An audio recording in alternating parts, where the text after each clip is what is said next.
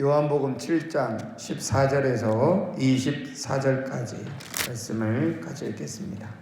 이미 명절의 중간이 되어 예수께서 성전에 올라가사 가르치시니 유대인들이 놀랍게 여겨 이르되 이 사람은 배우지 아니하였거늘 어떻게 그를 아느냐 하니 예수께서 대답하여 이르시되 내 교훈은 내 것이 아니요 나를 보내신 이의 것이니라. 사람이 하나님의 뜻을 행하려 하면 이 교훈이 하나님께로부터 왔는지 내가 스스로 말함인지 알리라. 스스로 말하는 자는 자기 영광만 구하되 보내신 이의 영광을 구하는 자는 참되니 그 속에 불의가 없느니라. 모세가 너희에게 율법을 주지 아니하였느냐? 너희 중에 율법을 지키는 자가 없도다. 너희가 어찌하여 나를 죽이려 하느냐? 우리가 대답하되 당신은 귀신이 들렸도다. 누가 당신을 죽이려 하나이까? 예수께서 대답하여 이르시되 내가 한 가지 일을 행하매 너희가 다 이로 말미암아 이상히 여기도다. 모세가 너희에게 할례를 행했으니 그러나 할례는 모세에게서 난 것이 아니요 조상들에게서 난 것이라. 그러므로 너희가 안식일에도 사람에게 할례를 행하느니라. 모세의 율법을 범하지 아니하려고 사람이 안식일에도 할례를 받는 일이 있거든. 내가 안식일에 사람의 전신을 건전하게 한 것으로 너희가 내게 노여워하느냐? 외모로 판단하지 말고 공의롭게 판단하라 하시니라. 아멘. 수요일 아침입니다. 오늘 하루도 하나님의 은혜 안에 복된 하루가 되시기를 주의 이름으로 축복합니다. 초막절에는 예루살렘에 사람들이 많이 모이는 절기라고 말씀을 드렸고, 그 사람들이 많이 모이는 곳에서 무리들은 예수님께서 더 많은 기적을 행하여 주시기를, 그래서 예수님께서 더 많은 기적과 더 많은 이적을 보여주심으로 인하여 제자들도 또 무리들도 예수님을 더 믿기를 바라는 마음이 있었습니다. 믿음이라고 하는 것은 더 많은 기적을 보았기 때문에, 믿음이라는 것은 더 많은 이적과 기적을 체험했기 때문에 가질 수 있는 것이 아니라, 믿음이라는 것은 예수님께서 어떤 분이신지를 아는 것에서부터 시작되어지는 것이 믿음이다라고 말씀합니다. 그래서 바울은 믿음은 하나님의 선물이다라고 말씀하고 있는데요.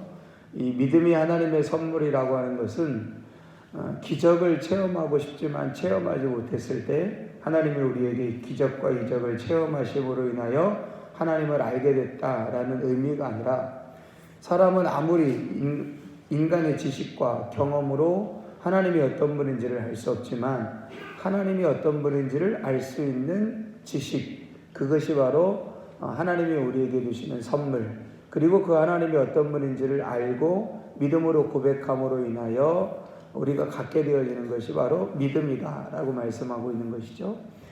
예수님께서도 믿음이라고 하는 것을 말씀하시면서 내가 너희에게 기적을 행하고 내가 너희에게 표적을 보이고 내가 너희에게 많은 이적과 표적과 기사를 보임으로 인하여 너희가 나를 믿어야 된다라고 말씀하시지 않고, 기적과 표적과 이적은 단지 예수님이 어떤 분이신지를 알기 위한 일종의 수단과 방법이지 그것 자체가 목적을 갖게 하는 것이 아니다, 믿음을 갖게 하는 목적이 아니다 라고 하는 것을 누차 말씀하심에도 불구하고, 유대인들과 많은 무리들은 예수님이 어떤 분이신가에 대하여 관심을 갖기보다는 그분이 행하신 기적과 표적에 여전히 관심을 갖고 있었다라고 하는 사실입니다.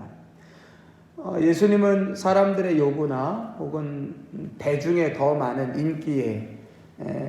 인기를 따라가면서 말씀하시거나 움직이신 분이 아니라 철저하게 하나님의 뜻 앞에 움직이셨던 분이기 때문에 제자들과 무리들이 사람들이 많이 있는 초막절에 올라가서 좀 기적을 더 많이 행해 주십시오 라고 부탁할 때 나는 올라가지 않겠다 라고 말씀하십니다. 그럼에도 불구하고 예수님은 초막절을 지켜야만 하는 유대인이셨기 때문에 나중에 초막절 절기에 올라가게 되지요. 초막절은 8일 동안 지켜지게 됩니다. 정확하게는 7일 동안 초막절 절기를 지내게 되고요. 8일째 되어지는 날 제사를 드린 다음에 이 초막절 절기가 완전히 끝나게 되어집니다. 8장 1절부터 언급되어 있는 간음하다가 붙잡힌 여인 잡혀온 이야기가 있잖아요.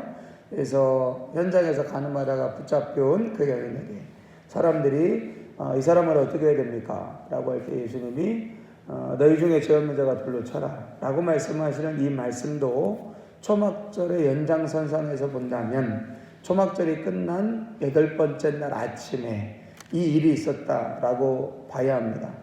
그렇게 볼 때 이 초막절 끝날 8째 날 있었던 이 가늠한 여인에 대한 사건이 보다 본질적으로 정확하게 이해가 되어질 수 있는데요. 일주일 동안 진행되어진 초막절, 예수님이 그 초막절 중간쯤에 예루살렘 성전에 올라가셨다라고 말씀하시고, 예수님은 무리들이 기대하는 것처럼 기적이나 이적을 행하시는 것이 아니라 말씀을 가르치셨다라고 말씀합니다. 계속해서 율법을 가르치셨어요. 그때 유대인들이 놀랍게 이르되 이 사람은 배우지 아니하였는데 어떻게 이렇게 놀라운 말씀을 하느냐. 이 사람이 배우지 않았다는 사실을 우리가 잘 알고 있는데 어떻게 우리가 들어보지 못한, 어떻게 우리가 그동안에 알지 못했던 말씀을 할 수 있느냐라고 사람들이 굉장히 놀라운 반응을 하게 되어집니다. 그에 대해 예수님께서 내가 너희들에게 가르치는 교훈은 내 것이 아니라 나를 보내신 이의 것이다 라고 말씀하시면서 다시 한번 자신이 하나님의 보내신 자이며 자신이 하나님의 아들이라고 하는 사실을 계속해서 가르치시고 말씀하시고 있는 것을 보게 됩니다. 역시 이 말씀에 대해서, 이 가르침에 대해서 무리들은 이해할 수도 없었고 받아들일 수도 없었습니다. 그 중에 가장 중요한 이유는 기대가 달랐다 그랬어요. 제자들과 무리들이 예수님께 듣고 싶어하는 것, 무리들이 예수님께 보고 싶어하는 것, 그것과 예수님이 무리들에게 보이시고 가르치시고자 하는 것이 서로 달랐기 때문에 이 무리들은 예수님의 말씀을 이해할 수도 깨달을 수도 없다라고 하는 사실입니다. 그러면서 예수님께서 계속해서 자기 자신에 대한 정체성을 이야기하시면서 이 유대인들과 또 무리들을 책망하시면서 말씀하신 것 중에 하나가 뭐냐면, 내가 38년 된 병자를 안식일에 고친 것 때문에 너희들이 자꾸 나를 율법을 어긴 자로, 그리고 유대인들이 생각하는 일종의 율법적 틀에서 벗어난 사람으로 생각하면서 나를 받아들이지도 않고 나를 믿지도 않으려고 하는데, 자, 예를 한번 들어보자. 그러면서 예수님께서 말씀하신 예가 뭐냐면 안식일과 할례법이라고 하는 것에 대한 두 율법에 관한 이야기입니다. 유대인들은 안식일을 반드시 지켜야 해서요. 그렇죠? 이 안식일에는 아무것도 하지 않아야 됩니다. 또 하나 율법이 있는데 남자아이가 태어나면 태어난 지 8일째 되는 때에 할례를 행해야만 합니다. 굉장히 중요한 두 법이에요. 그러니까 유대인들에게 있어서 안식일법이 중하냐 할례법이 중하냐라고 물어보면 엄마가 좋으냐 아빠가 좋으냐라고 말하는 것만큼이나 유대인들에게 있어서는 굉장히 중요한 두 가지 율법입니다. 그러니까 할례를 행하는 것, 이건 유대인들의 자기 민족적 정체성, 하나님의 선택을 받았다라고 하는 정체성을 드러내는 것이기 때문에 이건 절대로 포기할 수 없는 율법이죠. 안식일도 마찬가지입니다. 유대인들은 왜 망했다고 생각하냐면, 왜 남유다와 북이스라엘 왕국이 망했다고 생각하냐면 안식일을 지키지 않아서 망했다고 생각했어요. 그렇기 때문에 유대인들은 안식일을 철저하게 지켰습니다. 그러니까 우리가 망한 이유는 안식일을 지키지 않았기 때문이다.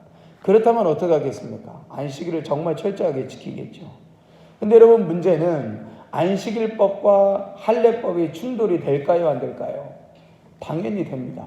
어떤 남자아이가 태어났는데 태어난 지 8일째 되는 때에 할례를 행해야 돼요. 근데 그 태어난 지 8일째 되는 해가 안식일이 될 때가 있겠죠. 그러면 과연 이 태어난 지 8일째 되는 날이 안식일이라면 이 아이는 과연 안식일이기 때문에 할례를 못하는 것입니까? 안식일임에도 불구하고 할례를 행해야 합니까? 라고 하는 문제가 발생이 되는 거죠. 근데 유대인들은 안식일과 할례법, 이 두 법이 충돌했을 때 어떻게 하느냐? 이제 유대인들의 전통에는 몇 가지 전통이 있어요. 뭐 미드라시라고 하는 전통이 있고, 뭐 율법이라고 하는 전통 외에 일종의 율법 해석서라고 하는 미드라시라고 하는 그런 전통들이 있는데요. 수천 년 동안 이어져 내온 유대인들만의 율법 해석서, 탈무드 뭐 이런 것들이 있죠. 근데 거기에 보면 뭐라고 되어 있냐면, 유대인들의 전통에 의하면 안식일에 태어난 아이가 8일째 되는 해는 안식일을 지키는 것이 아니라 할례를 행하게 되어 있습니다. 할례를 행하게 되어 있어요. 그래서 오늘 예수님의 말씀이 그 말씀이에요. 그러므로 너희가 안식일에도 사람에게 할례를 행하느니라 라고 22절에 말씀되어 있죠. 그러니까 유대인들의 전통에 의하면 안식일이라 할지라도 할례를 행하는 것은 안식일을 범하는 것이 아니었다라고 하는 사실. 왜냐하면 유대인들에게 있어서 출생은 엄마 뱃속에서 태어나는 게 출생이지만 하나님의 백성으로 태어나는 것은 할례를 행해서 되어지는 것이거든요. 그러니까 할례를 행한다는 것은 하나님의 백성이 하나 생긴다는 의미입니다. 그러니까 안식일을 지키는 것은 지키는 것으로 끝나지만 할례를 행하는 것은 하나님의 백성 한 사람이 새롭게 태어나는 것을 의미하는 거예요. 그러니까 안식일은 당연히 생명하고 관련이 되어 있는 거죠. 엄마 뱃속에서 8일 전에 태어났지만 육체적인 생명은 8일 전에 태어난 거예요. 우리도 보통 태어난 날이 있고 출생신고한 날, 호적된 날이 좀 다른 분들이 있지 않습니까? 그러니까 유대인들에게 있어서는 태어난 날만큼이나 중요한 날이 뭐냐면 본인이 할례 받은 날이에요. 할례 받았다라고 하는 것은 이스라엘 공동체 안에, 이스라엘 백성 안에, 하나님의 언약 백성 안에 새롭게 태어난 날을 의미하는 것이거든요. 그러니까 안식일이라고 하는 규례를 지키는 것보다 한 생명이 태어나는 이 일에 대한 규례를 지키는 것이 훨씬 더 중요하다고 보고, 안식일 규례와 할례법 규례가 부딪힐 때는 안식일 규례가 아니라 할례법 규례를 행하도록 하는 것이 유대인들의 전통이었다는 거예요. 예수님이 이걸 가지고 와서 이렇게 말씀하시는 거죠. 너희도 할례법을 지키기 위해서 안식일법을 어기지 않느냐. 다시 말하면 한 생명이 태어나게 하는 일을 위하여 안식일을 어겨가면서 한 생명을 태어나게 하는 일을 하지 않느냐. 그게 안식일법과 할례법 사이에 충돌이 있을 때 너희들이 선택하는 거 아니냐. 나도 38년 된 명자를 살리는 일에 안식일이었지만 38년 된 명자를 살리기 위해 그 안식일에 그 일을 했는데 너희들이 행하는 그 일과 내가 한 일이 뭐가 다르냐. 예수님이 그 말씀하시는 거예요. 예수님 말씀이 옳죠? 안식일을 어겨가면서 구약의 언약 백성으로 태어나는 한 생명이 태어나는 그 일을 의미하는 할례를 행하는 것처럼 38년 된 명자를 살리기 위해서 그의 삶을 새롭게 하기 위해서 안식일을 어긴 것, 안식일의 규정을 넘어서는 생명을 살리는 일을 한다고 해서 내가 뭐가 잘못되느냐라고 예수님께서 말씀하시고 있는 겁니다. 그러면서 예수님이 다시 한번 어떤 율법적인 틀이나 규례가 중요한 것이 아니라 그 안에 담겨져 있는 본질적인 의미가 중요하다. 하나님이 왜 그 말씀을 하셨는지, 하나님이 왜 그 규례를 주셨는지, 그 본질과 그 의미를 쫓는 것이 중요하다라고 예수님께서 말씀하시는 겁니다. 그러니까 너희들은 여태까지 율법을 지킨다고 하지만 그 율법적 규례와 형식에 매여 있지만 나는 아버지께서 보낸 사람이다. 나는 아버지께서 보낸 자인데 내가 가르치는 가르침은 너희들이 가르치는 어떤 형식과 외형과 보여지는 것, 이것이 아니라 하나님이 보내신 자로서 내가 가르치는 가르침은 하나님이 원하시는 그 본질, 하나님이 원하시는 그 의미, 그것을 내가 너희에게 가르치러 왔다라고 예수님 말씀하시면서 결론적으로 이렇게 한마디 말씀하시죠. 외모로 판단하지 말고 공의롭게 판단해라. 외모로 판단하지 말고 공의롭게 판단해라 라고 말씀하시는 이 말씀은 풀어서 말하면 이런 것입니다. 어떤 것에 대해서 나타나고 있는 현상, 어떤 것에도 보여지는 현상으로 판단하지 말고 그가 하나님께 순종하고 있느냐, 그가 하나님의 법, 그가 하나님의 법에 순종하고 있느냐 그렇지 않느냐를 보고 판단해라, 이렇게 말씀하고 있는 거예요. 그러니까 율법을 지켰느냐 안 지켰느냐 라고 하는 문제가 아니라 그가 정말 하나님의 법 앞에 순종하고 있느냐 순종하고 있지 않느냐 라고 하는 것을 보고 판단해라.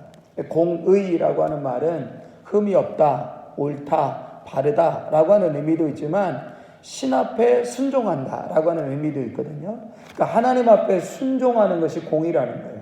그러니까 하나님의 율법이 있으면, 하나님의 법이 있으면 그 하나님의 법 앞에 순종하여 따르는 것, 그것이 바로 공의라고 이야기하는 것이죠.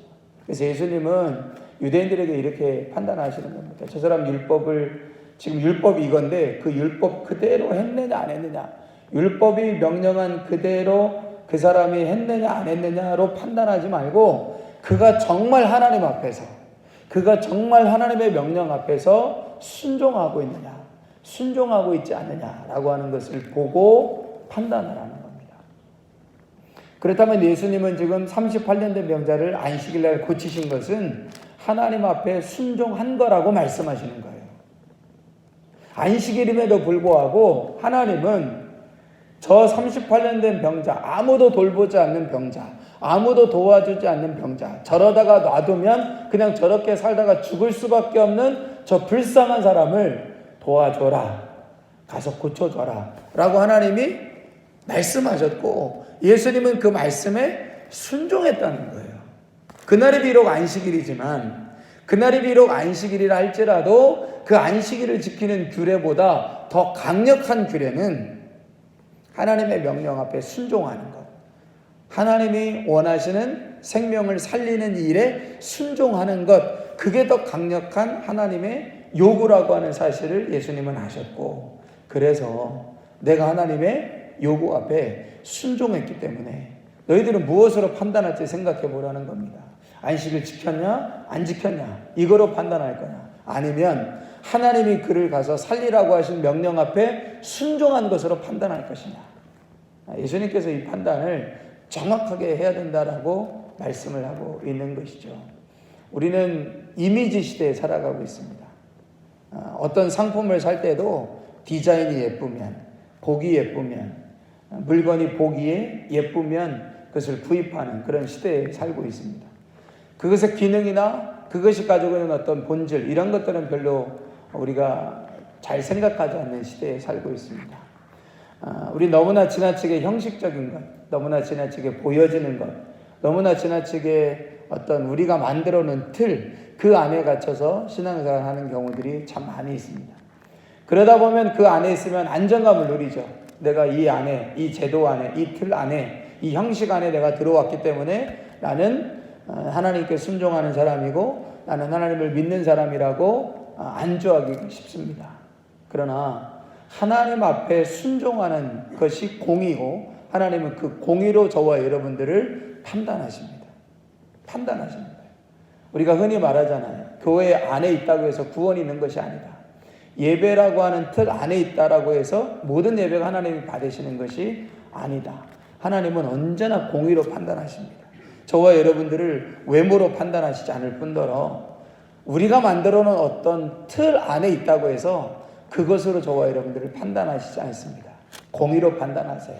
하나님 앞에 순종하고 있느냐, 하나님 앞에 순종의 걸음을 내딛고 있느냐, 이것으로 판단하시는 하나님이시라고 하는 사실을 기억하면서 오늘도 하나님의 판단 앞에 움직일 수 있는, 하나님의 기준 앞에 순종하며 나아갈 수 있는 복된 하루가 되어지기를 소망하면서 기도하시는 시간 되시기를 바랍니다. 기도하겠습니다. 하나님 감사합니다. 예수님께서 너희는 외모로 판단하지 말고 공의로 판단하라 말씀하셨습니다. 예수님의 가르치심이 또한 우리에게 여전히 유효하고 여전히 생명이 되는 가르침임을 다시 한번 기억하고 오늘 하루도 우리의 외모가 아니라 공의로 판단하시는 그 하나님 앞에 서서 행하며 나아가는 삶이 되게 하시고 날마다 우리의 삶의 질문이 나는 오늘도 하나님께 순종하고 있는가? 나는 정말 하나님의 원하심 앞에 순종하고 있는가? 정말 이것이 하나님이 원하시는 것인가? 이 일이 정말 하나님이 기뻐하시는 것인가?